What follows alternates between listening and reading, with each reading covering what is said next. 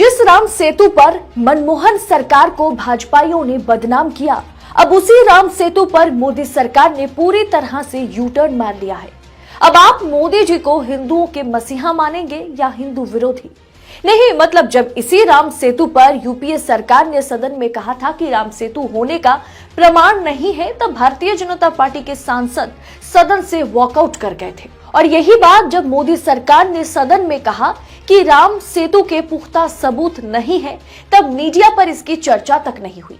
मोदी सरकार ने आखिर राम सेतु पर यू टर्न क्यों लिया, आपको मैं हर एक डिटेल इस वीडियो में बताऊंगी। लेकिन सबसे पहले आजाद मीडिया को सपोर्ट करने के लिए देश नीति को सब्सक्राइब करें और नोटिफिकेशन के लिए बेल आइकन को जरूर क्लिक करें। देश नीति, केवल सच्ची और पक्की खबरें। राम सेतु पर मोदी सरकार ने पार्लियामेंट में क्या कहा वो पहले जान ले। भारतीय सैटेलाइटों ने भारत और श्रीलंका को जोड़ने वाले राम सेतु वाले इलाके की हाई रिजोल्यूशन तस्वीरें ली। हालांकि इन सैटेलाइट तस्वीरों से अब तक सीधे तौर पर राम सेतु की उत्पत्ति और वो कितना पुराना है इससे संबंधित कोई पुख्ता सबूत नहीं मिले हैं, सिर्फ चूना पत्थर देखने को मिला है।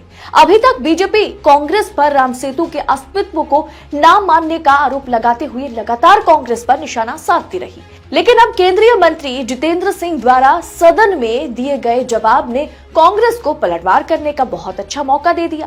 कांग्रेस नेता पवन खेड़ा ने सरकार से जवाब मांगा। ट्विटर पर शेयर करते हुए उन्होंने लिखा कि सभी भक्तजन कान खोलकर सुन लो और आंखें खोलकर देख लो, मोदी सरकार सदन में कह रही है कि राम सेतु होने का कोई प्रमाण नहीं है। अब देखिए दोस्तों, ये जाहिर सी बात है कि राम सेतु पर मोदी सरकार की ओर से राज्यसभा में दिए गए बयान से साफ है कि बीजेपी ने इस मुद्दे पर मनमोहन सरकार को बदनाम करने और राजनीतिक लाभ लेने के लिए लोगों की भावनाओं के साथ खिलवाड़ किया, भावनाएं भड़काई थी।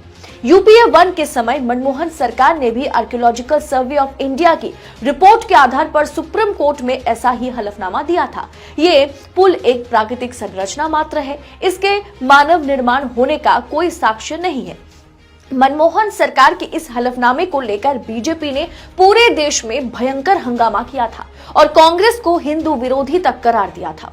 उस समय भाजपा ने अलग ही अभियान चलाया था। उसका दावा था कि जिसे एडम ब्रिज कहा जा रहा है वो और कुछ नहीं, भगवान राम की सेना का बनाया वही पुल है जो उन्होंने लंका विजय के समय समुद्र पार करने के लिए बनाया था। दरअसल 2005 में मनमोहन सरकार ने सेतु समुद्रम परियोजना को हरी झंडी दी थी, जिसके तहत मन्नार की खाड़ी और पाक जलडमरू मध्यम को जोड़ा जाना था। इससे श्रीलंका की परिक्रमा के लिए 400 समुद्री मील का सफर करने वाले जहाजों को नया मार्ग मिल जाता। ईंधन के साथ 36 घंटे का समय भी बचता। इस महत्वाकांक्षी परियोजना से बंगाल की खाड़ी और अरब सागर के बीच सीधी आवाजाही संभव हो पाती, लेकिन बीजेपी ने इसे एक अवसर के रूप में ले लिया। मनमोहन सरकार को हिंदू विरोधी बताने के लिए उसने देश भर में मोर्चा निकाला, आरोप लगाया कि यह पुल भगवान राम ने बनाया था और मनमोहन सरकार जो है उनसे जुड़ा एक स्मारक तोड़ना चाहती है। जिसके बाद बीजेपी के पूर्व सांसद सुब्रमण्यम स्वामी सुप्रीम कोर्ट पहुंचे। 2007 में परियोजना पर रोक लग गई। एडम ब्रिज को भाजपा राम सेतु के तौर पर मानने लगी, जिसे 2007 में नासा के प्रवक्ता माइकल ब्राउकुस ने ऐसे दावों को गलत करार दिया था सीधे तौर पर। लेकिन आज राम सेतु पर मोदी सरकार ने सदन में जो कुछ भी कहा है उससे इतना तो साफ हो गया कि मनमोहन सरकार के समय वो जो बस कांग्रेस के खिलाफ राम सेतु मुद्दे को भाजपा ने इस्तेमाल किया और कुछ नहीं किया। और अब खुद ही मनमोहन सिंह की सरकार के राह पर अभी जो मौजूदा सरकार है यानी मोदी की सरकार जो है वो उसी राह पर चल रही है। इस पर पप्पू यादव ने मोदी पर तंज कसते हुए कहा कि मोदी सरकार ने सदन में कहा कि राम सेतु होने का कोई प्रमाण नहीं है। यही बात मनमोहन सिंह सरकार ने कहा था तो बीजेपी ने कांग्रेस को हिंदू विरोधी बताया था। अब आप बताओ अंधभक्तों, हिंदू विरोधी कौन है? लेकिन राम सेतु पर सरकार ने जिस तरह से पलटी मारी है उससे पूर्व भाजपा सांसद का पारा एकदम गर्म हो गया। सुब्रमण्यम स्वामी ने अपनी ही सरकार को धोखेबाज कहते हुए ट्वीट कर लिखा कि भगवान राम और हिंदू आस्था के साथ कायरतापूर्ण विश्वासघात, जल्द ही मोदी बाबरी मस्जिद के फिर से निर्माण का आदेश देंगे, क्योंकि राम के वहां पैदा होने का कोई जन्म प्रमाण पत्र नहीं है। हिंदुओं को अब इस विश्वासघात पर विद्रोह करना चाहिए। भारत की संस्कृति मंदिर, मस्जिद, राम सेतु पर सिर्फ आधारित नहीं है दोस्तों। आज जो हाल सुब्रमण्यम स्वामी या तमाम भक्तों का हुआ है कि मोदी सरकार कह रही है कि राम सेतु का कोई पुख्ता सबूत नहीं है, ऐसे में भगवान के नाम पर राजनीति भाजपा को समय पर समय बड़ी महंगी पड़ जाती है और आगे भी पड़ेगी। एक समय जिस राम सेतु मुद्दे पर भाजपा की राजनीति चरम पर थी, आज उसी ने भाजपा को घुटनों पर ला दिया है।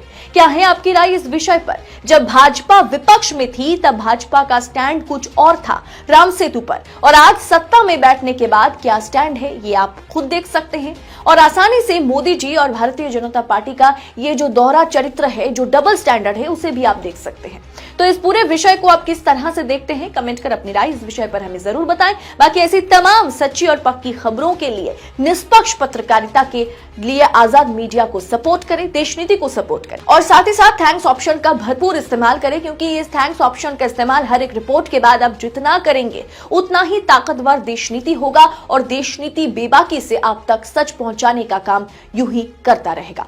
बहुत बहुत शुक्रिया। आपका एक सब्सक्राइब हमारे लिए महत्वपूर्ण है।